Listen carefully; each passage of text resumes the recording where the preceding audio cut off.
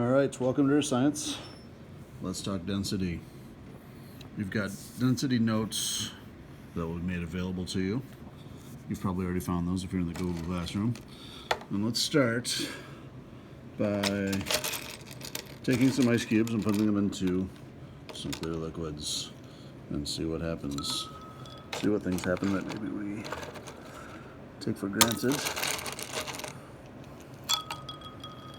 Alright, how's that look? And then into this clear liquid. Maybe that piece was too big.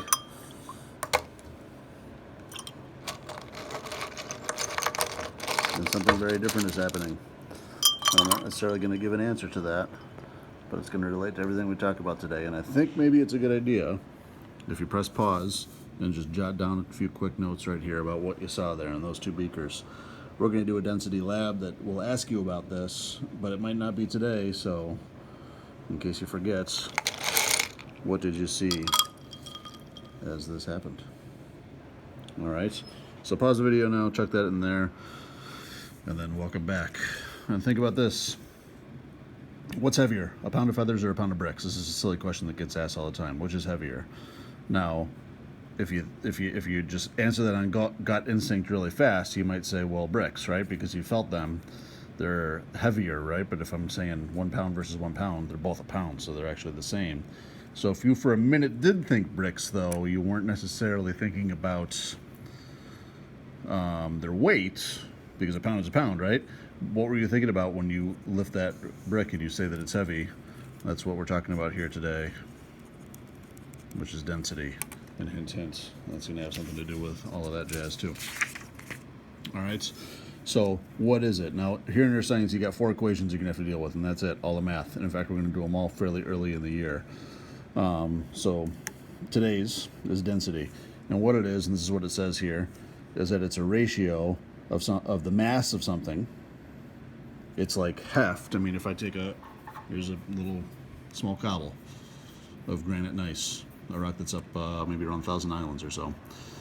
It feels pretty hefty, right? That's its mass. If I had something that was like a balloon or something that was much lighter, you'd know what that feels like. That's less mass, right? Compare that mass to its volume. How much space does it occupy here in this room or on this planet? And that ratio of how much mass to how much volume is what density is. And like, you guys recognize it. I mean, the lab stuff that I shot another video for that you're going to play with, you would feel it. If I had you pick up, which because of COVID this year you can't do, if I had you pick up these two, maybe you can just hear it by how they ping on the desk. That one, it feels a lot lighter. That one feels a lot heavier. And they have about the same volume, so which one has more density? The heftier one is the higher density. Now, you're going to be responsible for solving these things mathematically, algebraically, and that's where the rubber meets the road. Some of us really nail this. It depends on where you're at on your math journey. Some of us need a minute to bring it back into mind. So let's do it. My suggestion, and I got 2 of these, so if you want to watch one and then pause for the second one, do what's best for you. But this is the kind of thing where in this bizarre COVID year, you guys gotta pick up how to do this, like whatever works best for you, really. So I'm gonna go through these. If you'd rather practice first, then compare the answers or compare the methods, see how you did. Do what works best for you. Okay, so maybe pause now, or maybe just keep going. And we'll start with, I always start with the equation. So density equals mass over volume. I just write it like that. It's the same thing, right? And then you'll plug in what you got and solve. So if we're looking for a density in this first one, easy enough. My mass, this is like the easiest type you could possibly get. 175.4 grams over. In normal years, I make everybody go crazy about labels. You guys might get lucky. There's going to be some side effects of COVID where you get lucky. And I get to drive you nuts about less things. But 175.4 grams, if you're doing it right, over 102.3 milliliters. Writing with one hand isn't really my specialty here. Then let your calculator do the work on those. So 175.4 over 102.3 0.3 equals 1 point, I mean all of that, right? Let's go 1.7.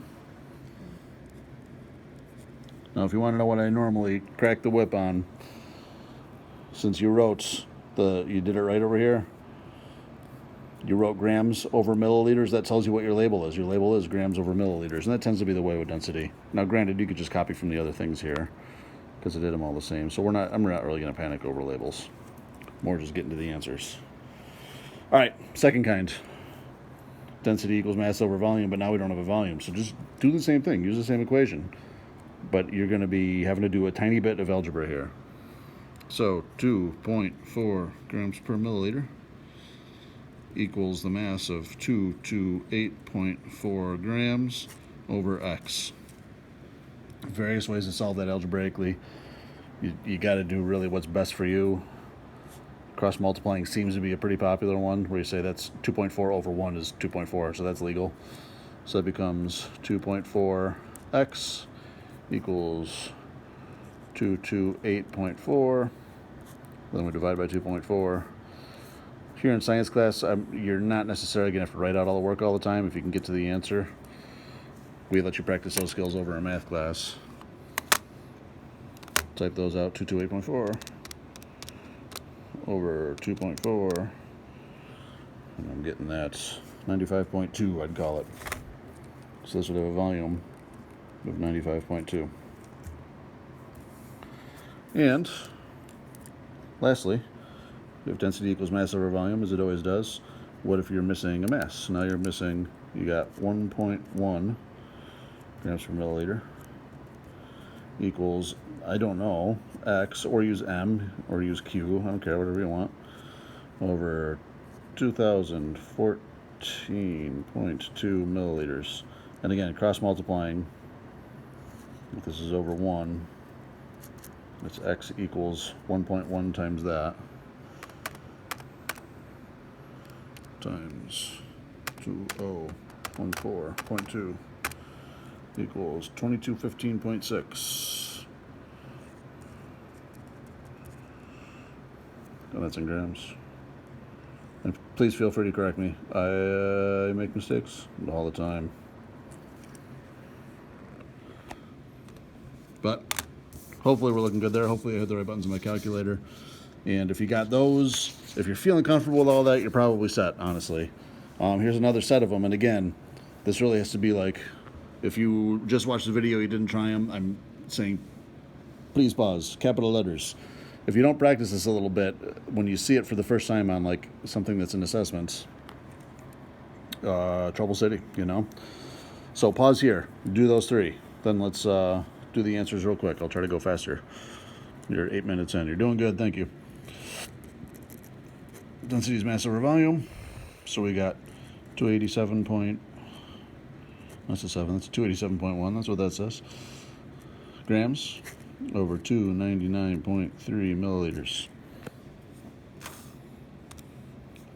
287.1 over 299.3 is 0.959. Let's go. I should have made those a little further apart. I'm going to go 0.96 grams per milliliter. To bring up the interesting point, that's less than 1. What does that mean? If something's density is less than 1, what does it do? As it turns out, water's 1. Not coincidentally. They based grams and milliliters on water. So hey, something that's less than 1, what does it do? All right, D equals M over V. So we got for this one, 1.4 equals 24.4 grams over X. And again, that's just plugging in numbers and doing algebra. My density was 1.4, my mass was 24.4, my volume, I don't know. I gotta know it. Cross multiply, 24.4. Am I doing this right? I feel like I screwed something up. I hope not. Mass over volume. So equals 1.4x divided by 1.4. 24.4 divided by 1.4. What is that? 17.4. Hopefully correct in everything. Again, I make mistakes. Let me know if that happens. All right, last one. Then we're done with arithmetic, or done with algebra, I should say. All right, density of 0.5 grams per milliliter equals mass, I don't know what that is, x over a volume of 14.2 milliliters. Cross multiply 1x, or x, is 0.5 times 14.2. Calculator tells me that that's 7.1. I probably could have done that in my head. But no big deal. Let the calculator do the work. 7.1 grams. So there you go. Again, if you can just pound those out, you're probably good. But if you need practice, that's okay. We need practice. All right. Thanks for sticking with me. What we'll wrap up with is one more idea about what happens if you change the size of something. Let's say I could take this bar right here, this metal bar, which, by the way, you're going to measure virtually in the density lab. What if I could take it and break it in half, snap it right into two pieces? What did I do to the mass? If this has a given mass and I take half of it and I throw it out the window, what happened to the mass of this bar? What happened to the volume of this bar? If I took this bar and broke it in half, threw half out the window, what's left? So I'd say that the mass went down for this piece, the volume went down for this piece, but density is a ratio of mass to volume. So if the mass and the volume go down, but that ratio stays the same, the density stays the same. So this piece of metal, whatever it is, has the same density of other pieces of metal that are the same. And in fact, in the lab, there's like a little tiny cube of this. Who knows? Right there. So you got those two that are the same. Ideally, the densities are going to be the same for those two. And then you're going to have three cylinders. How would you know which one of those three cylinders is made out of the same material where they have the same density? That's a lesson we're really going to need to stick in our head. If I took this rock at whatever density it was, granite gneiss, I don't know it off the top of my head, and broke it in half, or if I went back and found the original bedrock that this came out of, again, probably somewhere up around the Thousand Islands to southern Canada, that density would match this density. It's just a smaller piece, smaller mass, smaller volume, but same ratio. Now, all that goes out the window. When we get to meteorology, we're going to talk about things being compressed and expanding. That changes things. If I took this rock, if I had ridiculously strong hands and squished it down to half its size, well, then I kept the mass the same, but I crammed it into a smaller volume. That would actually make it more dense.